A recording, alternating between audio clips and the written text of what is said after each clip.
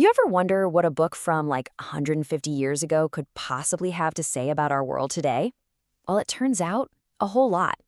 We're going to dive into just one chapter of Charles Dickens's Hard Times. And believe me, it's got this powerful warning about, well, the tyranny of facts.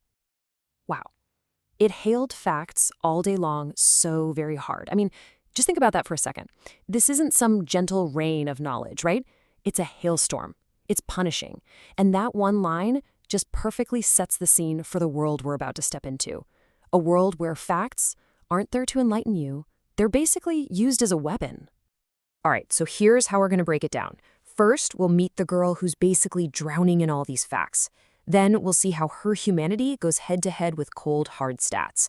We'll get a glimpse of the world she came from, try to understand her incredible hope, and then at the end, we'll tie it all back to, us. Okay, first up, the girl drowning in facts. Let's meet our hero, Sissy Jupe. So Sissy's been taken in by this family, the Gradgrinds, and their whole world, their whole school, revolves around one single rigid idea: facts. Nothing but the facts. And Sissy? She's from the circus, a world of imagination and emotion. So as you can imagine, she is a complete fish out of water here. And what's so wild is how this system sees her. She can't memorize numbers? Oh, she must have a dense head. She gets emotional during math class? That's a defect. But the real kicker, the thing that's just blowing my mind, they ask her for the first principle of political economy, and you know what she says? To do unto others as I would that they should do unto me. The golden rule, a cornerstone of human morality. And in this world, it's just the wrong answer. Can you believe that? Right, so this all comes to a boil in the classroom. We're going to look at 3 of Sissy's so-called mistakes.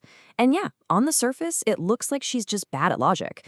But if you look a little closer, you'll see they're not mistakes at all. They're these amazing moments where empathy just completely triumphs over abstract numbers. Okay, so the teacher, this guy named Mr. McChoakumchild, great name, right?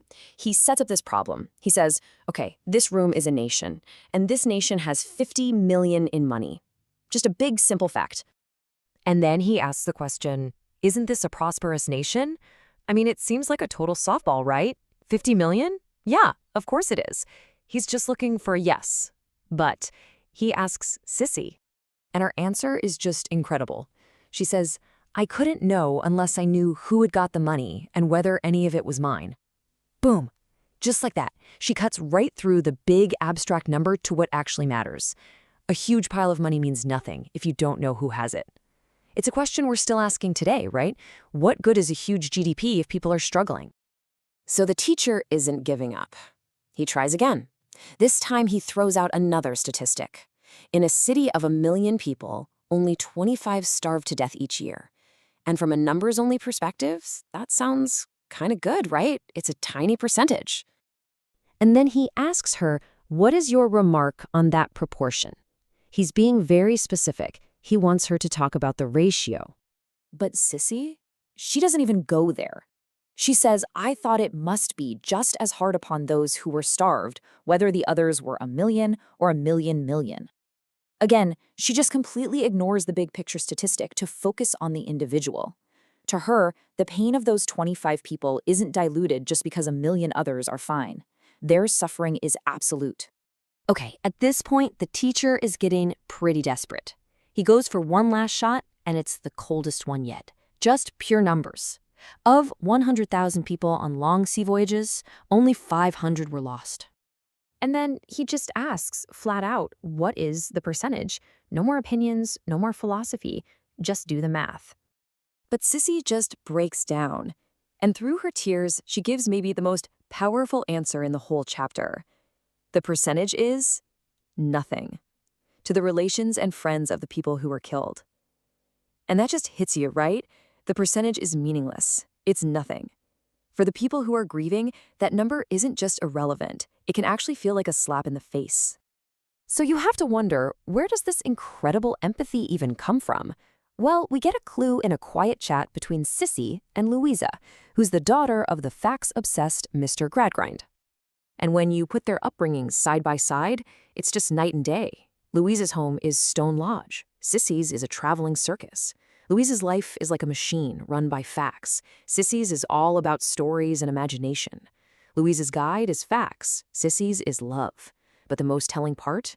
Louisa, who has everything, admits that Sissy, the girl who's failing at everything, is pleasanter to herself. The life built on facts hasn't made her happy at all. And when Sissy describes her life, it's just full of everything the grad grind world would call wrong. Her father was a clown who would literally cry if people didn't laugh. Think about that raw emotion. They would read fantasy books together, the wrong kinds of books. He felt helpless and weak, and Sissy was his comfort. Their whole life was built around this deep, powerful love.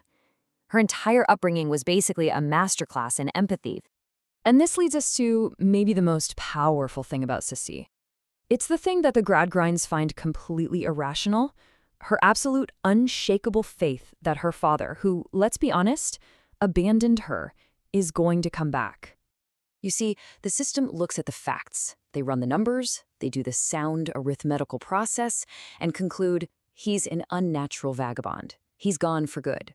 And they feel sorry for Sissy, for her ignorance.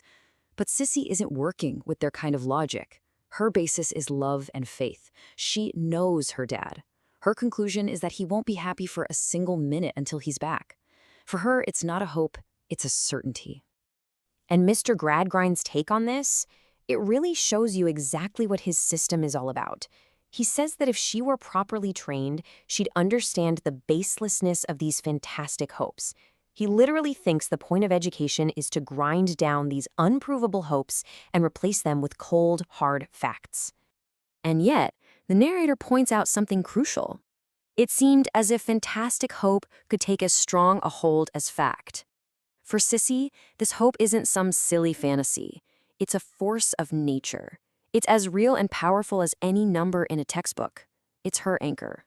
So, what's the big takeaway here? What do these numbers really not tell us?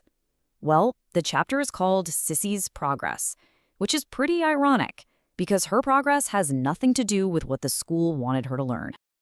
No, Sissy's progress wasn't about her learning facts, but about her showing everyone the limits of a world that only cares about facts. In the end, Sissy isn't the student here. She's the teacher. Her so-called ignorance actually exposes how blind a data-only system can be. She proves that a world built on facts and figures is missing the most important stuff. Love, hope, and suffering. The human stuff. And that leaves us with a pretty big question for our own time, doesn't it? I mean, we live in an age of big data, AI, analytics. We try to measure everything. Dickens is basically asking us to just hit pause for a second. When we build an algorithm to decide who gets a loan, or we make a policy based only on an economic model, what are we missing? What essential part of the human story gets left out of the equation? It really makes you think.